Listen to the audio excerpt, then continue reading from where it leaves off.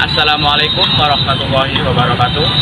Sebelum saya menceritakan sejarah agama Islam, izinkan saya untuk memperkenalkan diri saya terlebih dahulu. Perkenalkan, nama saya Muhammad Haidar Hakim dari kelas 12 TKR 1. Kata Islam berasal dari bahasa Arab, yaitu aslama, yang berarti selamat, sejahtera, atau berserah diri. Islam juga berarti kedamaian dan keselamatan umat Islam menyembah Allah Subhanahu wa Ta'ala sebagai Tuhan dan meyakini Al-Quran sebagai pedoman hidup. Tak hanya kitab suci Al-Quran saja, umat Islam juga meyakini kitab Zabur, Taurat, dan juga Injil. Agama ini diyakini umat Islam sudah ada sejak manusia pertama, yaitu Nabi Adam alaihissalam. Kemudian berlanjut hingga nabi setelah Nabi Adam. Allah mengutus Nabi Muhammad sebagai Rasul atau sosok yang bertugas menyampaikan wahyu ke seluruh penjuru dunia. Di zaman kenabian Muhammadlah agama Islam disempurnakan. By the way, berbicara tentang Islam, pastinya tidak dapat dipisahkan dari sosok Nabi Muhammad ya guys. Nabi Muhammad diyakini umat Islam sebagai Nabi terakhir. Nabi Muhammad lahir pada tanggal 12 Rabiul Awal tahun Gajah atau sekitar tahun 570 Masehi dengan ayah bernama Abdullah dan ibu bernama Aminah. Sudah kecil beliau telah menjadi yatim piatu dan diasuh oleh kakeknya Abdul Muthalib dan selanjutnya oleh pamannya yaitu Abu Thalib. Sejak usia 12 tahun beliau sering mengikuti dan membantu pamannya berdagang. Nabi Muhammad hidup dalam zaman yang disebut dengan zaman jahiliyah, di mana pada zaman ini kehidupan bangsa Arab sangat terbelakang dari segi budaya, pengetahuan maupun moral. Bangsa Arab sebelum Islam menyembah berhala. Tidak hanya itu, mereka juga menyembah matahari, batu, pohon, bintang, dan angin. Saat berusia 40 tahun, Nabi Muhammad didatangi oleh malaikat Jibril di Gua Hira.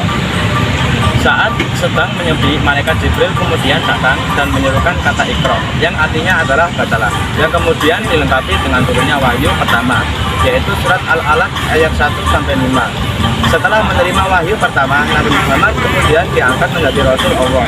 Dan dari peristiwa itu dimulailah proses turunnya Al-Quran, kitab suci agama Islam.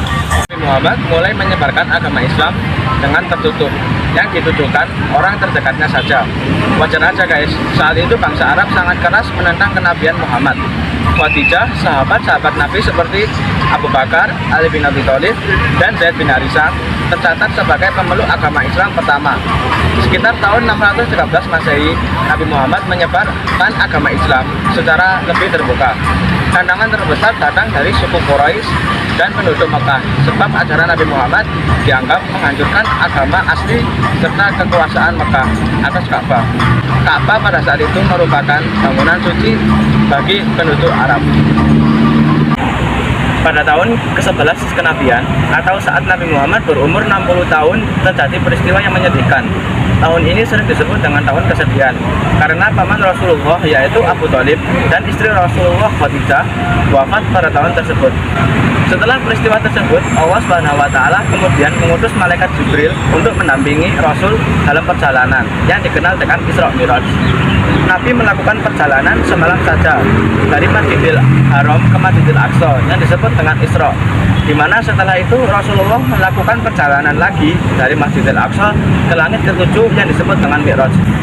Pada peristiwa inilah Rasulullah mengatakan perintah sholat 5 waktu yang wajib dikerjakan oleh seluruh umat manusia. Setelah sekitar 13 tahun menyebarkan Islam di Mekah, Nabi Muhammad beserta pengikutnya memutuskan untuk hijrah ke Yathrib yang kelak bernama Madinah.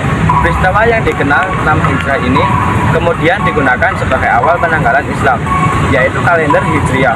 Di Madinah, Islam berkembang pesat karena keterbukaan dan keramahan masyarakat Madinah.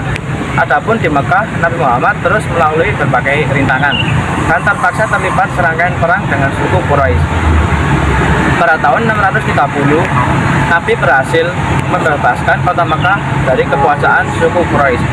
Pasca perang dengan suku Quraisy, penduduk Mekah mulai memeluk agama Islam dan Ka'bah menjadi kiblat ibadah umat Islam. Hal ini kemudian diikuti oleh suku-suku lainnya yang bermukim di Jazirah Arab. Nabi Muhammad SAW wafat pada tahun 632 Masehi, yaitu pada usia 63 tahun. Setelah Nabi Muhammad wafat, kemudian beliau digantikan oleh pemimpin yang bukan Nabi, melainkan disebut dengan khalifah. Ada 4 khalifah. Pertama, yang meneruskan dakwah Rasulullah yang disebut dengan Khulafaur Rasyidin.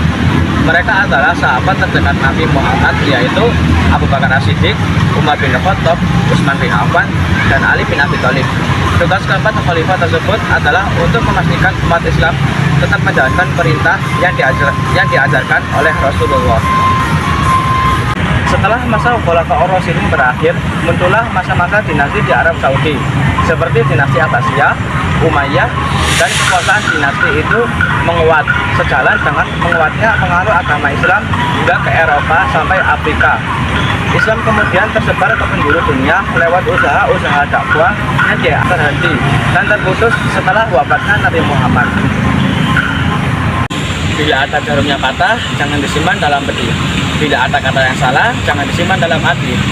Sekian dari saya. Wassalamualaikum warahmatullahi wabarakatuh.